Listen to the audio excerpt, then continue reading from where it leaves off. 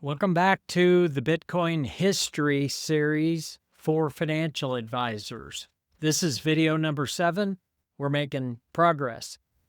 We're now at the block size wars. In our last video, we talked about how Bitcoin survived all of its earliest attacks and it just kept moving forward. It faced a new kind of threat, this time not from governments, not from hackers, but from within the network itself. This is called the block size wars. Now, here's the issue. Every 10 minutes, Bitcoin processes a new block of transactions. Each block has a fixed size. This was, again, one of the brilliant innovations that Satoshi put into the network, that every 10 minutes, there had to be assembled enough transactions to equal 1 megabyte in size, a relatively small amount that could be processed and moved through the network in a 10-minute period. As Bitcoin got more popular, that space started filling up quickly. Some people argued that this block size of 1 megabyte should be increased so that Bitcoin could handle more transactions like Visa or PayPal. Others, the traditionalists, said no, because bigger blocks would make it harder for ordinary people to run their own nodes.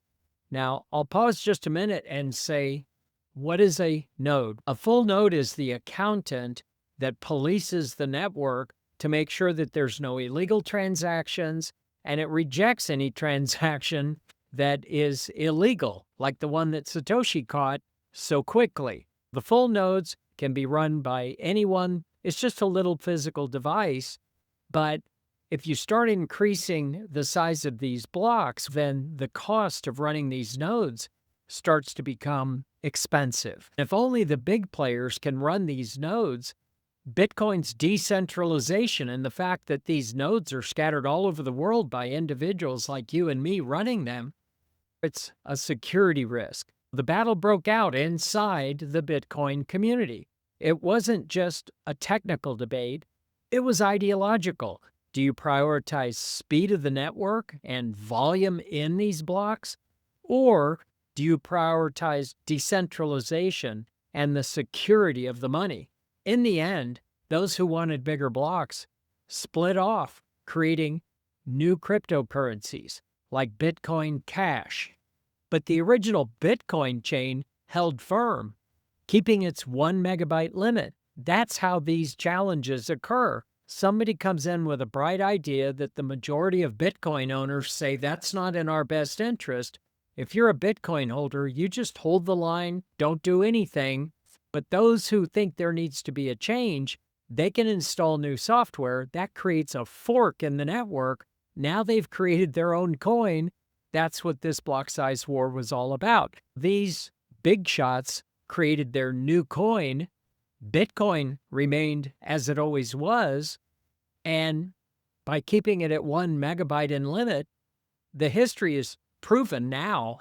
Bitcoin Cash and these similar forks have faded into insignificance, while Bitcoin itself has just grown stronger and more valuable. Think of it like a client demanding that you double their portfolio returns every night. Sure, you could roll the dice and gamble, maybe get lucky. But if you want resilience, if you stick to a disciplined strategy that protects the long-term vision, that's what Bitcoin's community chose: discipline over shortcuts. Bitcoin's rules are not controlled by a company, a boardroom, or any big shots or elites or anything like that, because that's who was driving these block size wars. Bitcoin is enforced by a global network of participants, people like you and me, that are only going to vote their best interest. In other words, if there's going to be a change, it better be in our best interest.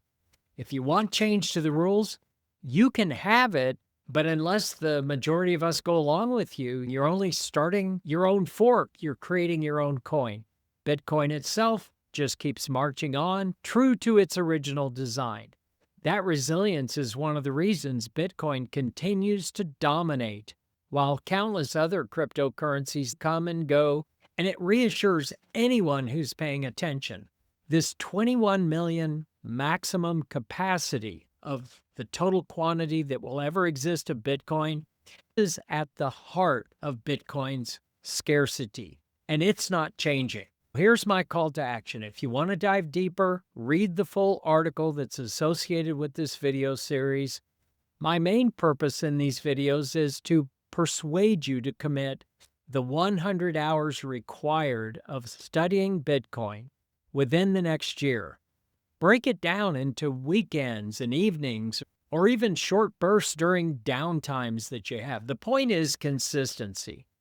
Do this and you're going to gain the credibility to answer clients' questions confidently and earn their trust in this world where Bitcoin is becoming unavoidable. In our next video, I'm going to talk about Bitcoin's evolution from just a niche experiment to a global asset class that's now recognized not just by software geeks playing with their nerd money, which is what I thought it was, but I'm going to talk in the next video how Bitcoin has now been embraced by major financial institutions. That's where the story really takes off.